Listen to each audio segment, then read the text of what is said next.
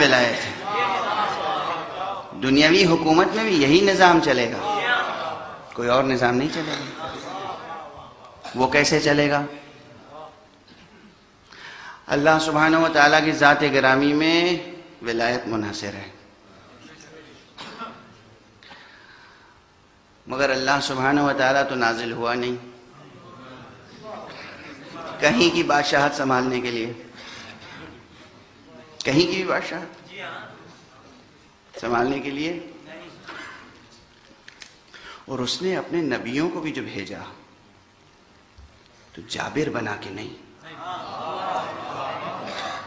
Dictator بنا کے نہیں, مسلط نہیں کیا.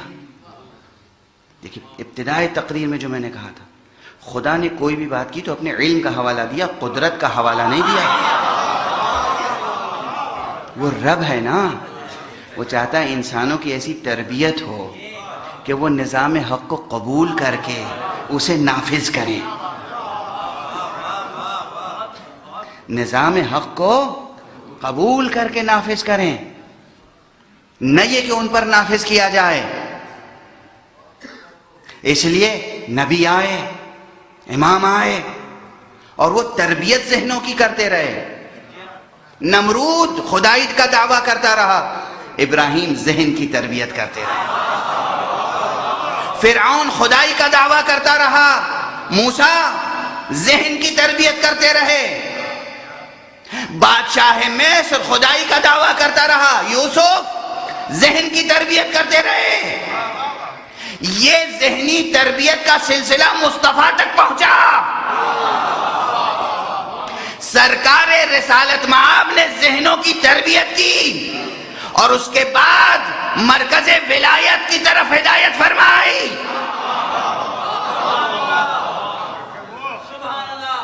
یہ ولی ہیں, نبوت مجھ پہ ختم ہے, میرے بعد نبی کوئی نہیں آئے گا, اب میرے بعد امامت اور ولایت ہے.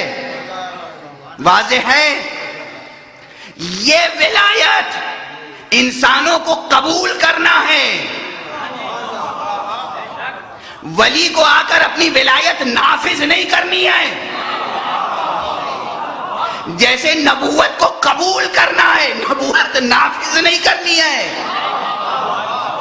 نظام ربوبیت یہ, خدا اپنی سلطنت کو چاہتا ہے کہ بندے قبول کریں, نافذ نہیں کرتا.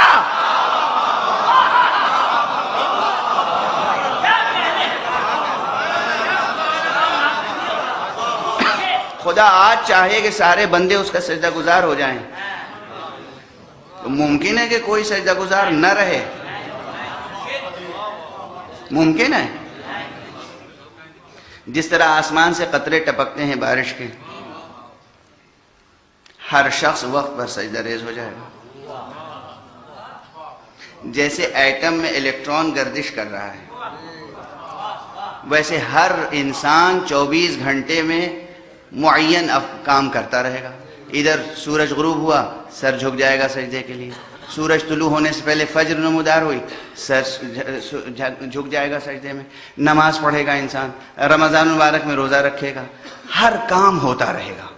لیکن پروردگار نظام جبر کے تحت نہیں چاہتا کہ اس کی بندگی ہو, اختیار سے چاہتا ہے بندگی ہو, محبت سے چاہتا ہے بندگی ہو, مودت سے چاہتا ہے بندگی ہو. جب اس نے اپنی حکومت جبر سے قائم نہیں کی, خدا نے اپنی الوہیت جبر سے نہیں منوائی, تو یہ کیسے سمجھا جا سکتا ہے کہ علی ولی خدا ہو کر اپنی خلافت جبر سے منوائے؟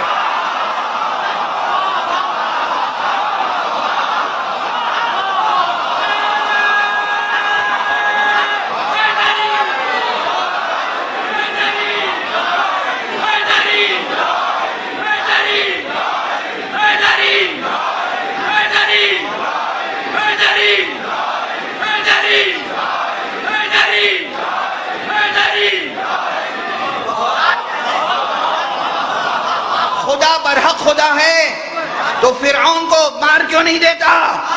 خدا برحق خدا ہے تو نمرود کو نابود کیوں نہیں کر دیتا؟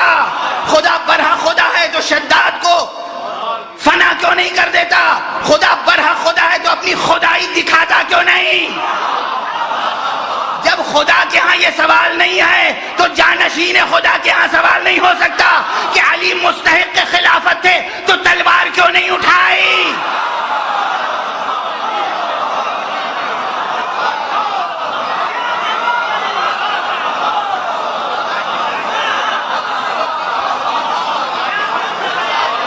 نہ خدا اپنا سجدہ جبرن کرواتا ہے، نہ علی اپنی ولایت جبرن منواتا ہے۔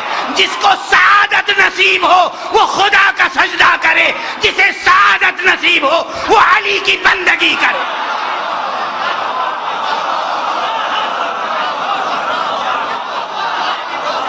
یہ تو سعادتوں کی بات ہے، یہ قسمتوں کی بات ہے، یہ طبیعتوں کی بات ہے، یہ دل کی پاکیزگی کی بات ہے، جبر کا دخل نہیں ہے۔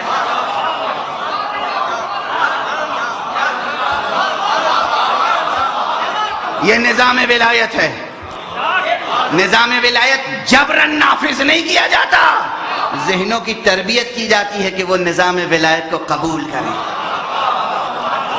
اب یہ تربیت کا عمل جاری ہے، جب انسانیت اس قابل ہو جائے گی تو ولی عصر ظہور فرمائے گا۔